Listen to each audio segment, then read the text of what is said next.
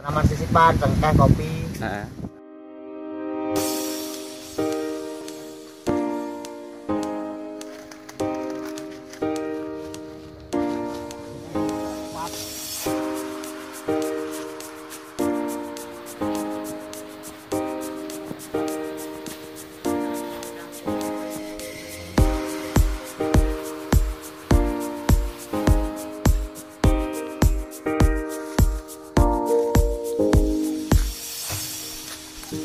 kita mau kemana Mbak ini Mbak? Ke Gunung Kura-Kura di Woro. Di Woro. Gimana kok Lam? Ngeri. Medannya ekstrim. Berat.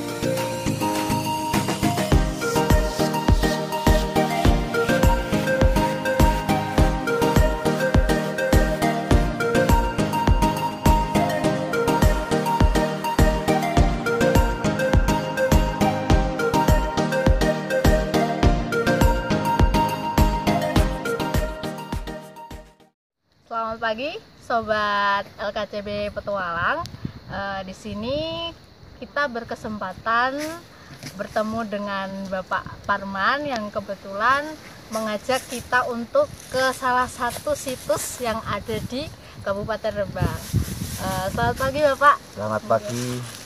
Boleh perkenalkan namanya siapa? Oke, assalamualaikum warahmatullahi wabarakatuh. Nama saya Suparmanto. Saya tugas di BKPH Gunung Lasem, KPH Gunarjo, RPH Sidoarjo.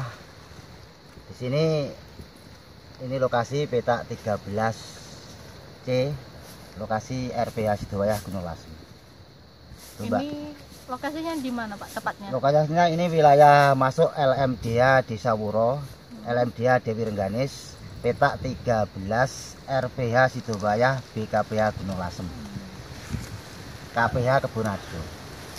Bapak sendiri ini berprofesi sebagai apa Pak? Saya selaku sebagai polter wilayah KRP Sidoarjo Gunung Lasem ya, yang ditugaskan di wilayah RPH Sidoarjo, Perhutani RPH Sidoarjo. Sudah terjun di profesi ini sudah berapa tahun Pak? Saya sudah 21 tahun. Sejak tahun berapa Pak? Tahun 2021, berarti 20 tahun lah.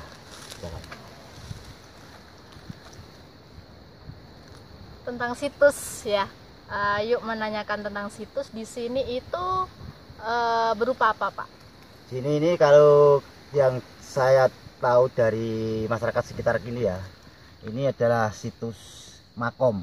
Tapi kalau kita lokasinya nggak pernah terawat. Tapi ketika saya masuk di sini tahun 2006 itu memang masih ada seperti gundukan tanah, tapi kok nggak ada perawatan. Pernah kita rawat, kita istilahnya bersih, tapi di masyarakat lokal sini belum ada yang peduli terhadap situs ini, karena kita dituntut oleh Perhutani karena PHL, Pengelolaan dan Lestari. Nah itu kita harus mencari situs-situs di wilayah Gunung Lasem ini.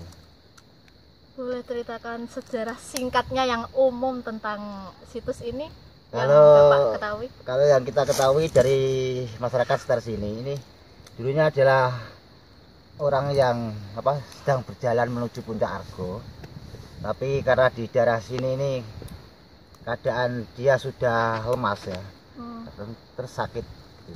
Akhirnya ya singkat ceritanya harus meninggal di sini, dimakamkan di sini. Tapi kalau kita yang saya tahu itu namanya Mbah Suro, tapi ini entah betul entah enggak ya, kita belum bisa memastikan, karena ini harus ada tindak lanjut dari teman-teman kita yang lebih tahu mengenal hal-hal seperti ini. Demikian Mbak. Nah, tujuan Mbah Suro ke sini tuh untuk apa Pak?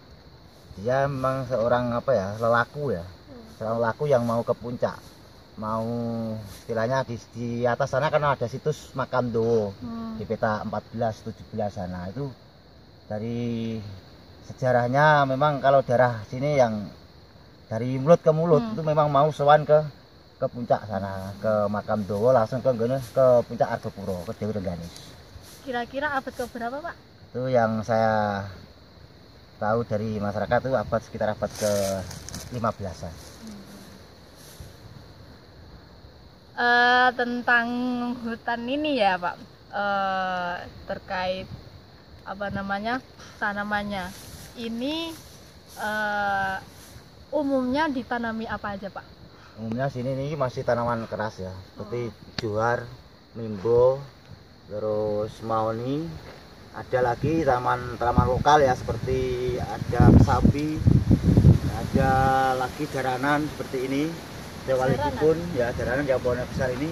Tapi ini dulu ini secara alami, waktu masih, kalau kita tidak tahu sejarahnya itu dulu ketika ada makom ini dikasih tenger. Jadi sebetulnya pohon daranan ini tenger. Nah, di antara di dekat Kalimancur kan ada tempat untuk apa itu, Sumbon Bahar kan ada kan tempat seperti ini kan, lembah itu. Tapi sebetulnya berapinya itu setiap ada gua di atas gunung itu bekas tempat api, keluaran api sebetulnya. Gua yang di atas sekitar gunung itu dulu tempat pengeluaran api sebetulnya itu. Karena abu-abunya kan ini kan sudah purba. Kalau kemarin teman dari IPB, dari TB, terus dari UGM kemarin itu memang gunung api purba.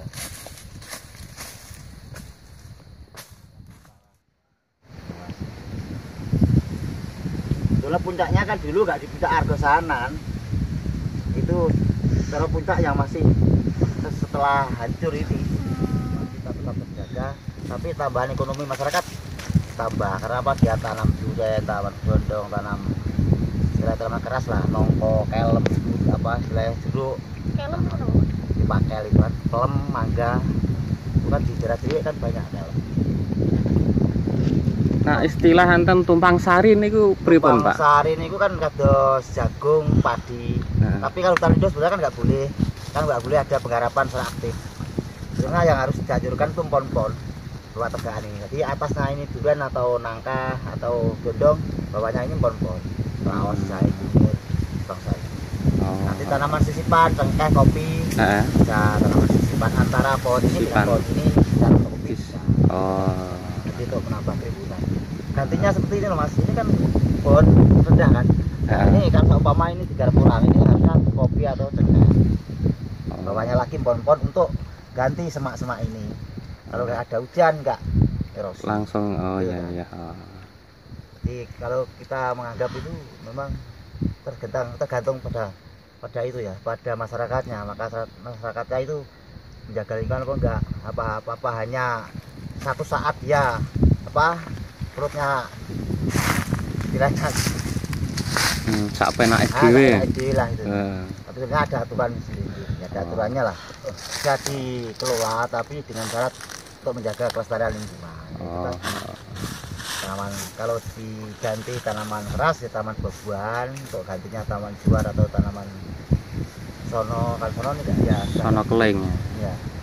Tanaman mimbo itu bisa diganti tanaman nangka, durian, kelem, apokat, ate, sukun, buah. Sebenarnya ada kayak apa namanya, harus ada pupuknya atau terus langsung ngoten.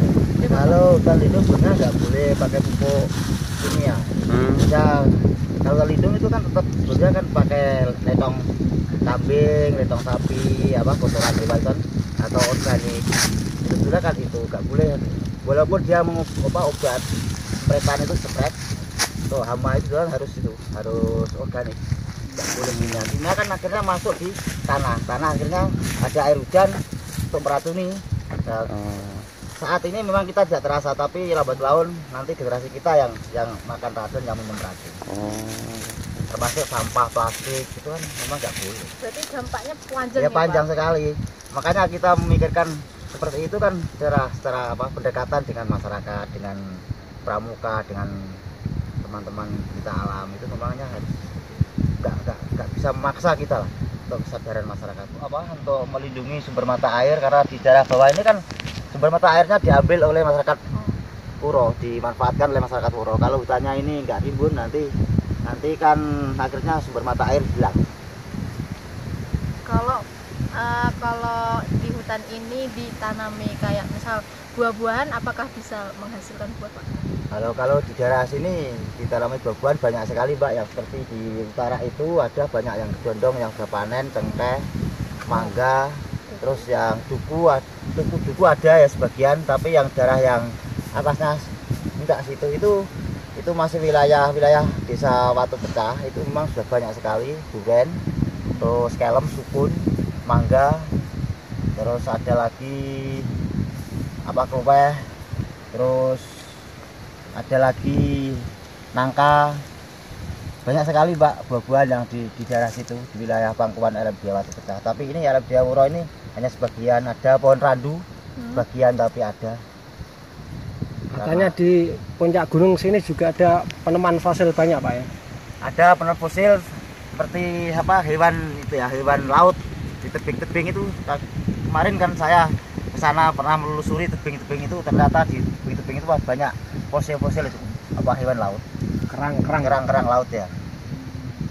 Termasuk itu gunung Kura-kura. Kenapa kok dinamakan kura-kura, Pak? Ya memang bentuknya seperti kura itu, Pak. Jadi antara kepala dan batoknya itu kan kalau kita lihat situ memang seperti kura menghadap ke timur. Oh. Kura-kura tapi bulus. Kalau kita ingat itu kan bulus, bukan kura-kura ya. Kalau di daerah desa saya kan bulus. Tapi namanya gunung kura-kura. Di sejarahnya emang awalnya udah nggak aktif atau pernah aktif, Pak? Kalau gunung lasem, gunung kura-kura ini kan deretan gunung lasem ya.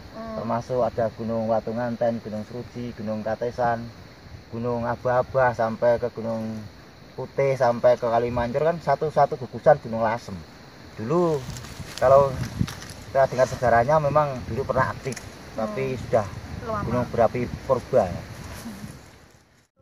Kan ada masyarakat yang sadar atau yang tidak sadar.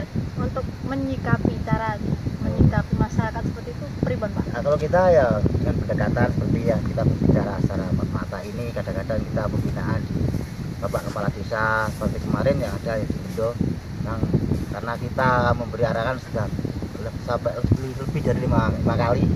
Nah, secara pendekatan itu nggak bisa ya kita ambil langkah untuk untuk bina di kepala desa. Karena itu kan anaknya kepala desa yang bina orang tuanya sendiri. Kalau kita langsung represif tindakan hukum ya banyak orang di penjara. Jadi kita harus mendekati secara keluargaan, keluargaan. Wawancara pada siang hari ini dengan Bapak Parman selaku fasilitator lingkungan atau di bidang perhutani. Sekiranya ada tutur kata yang kurang berkenan, saya minta maaf. Wassalamualaikum warahmatullahi wabarakatuh. Dadah.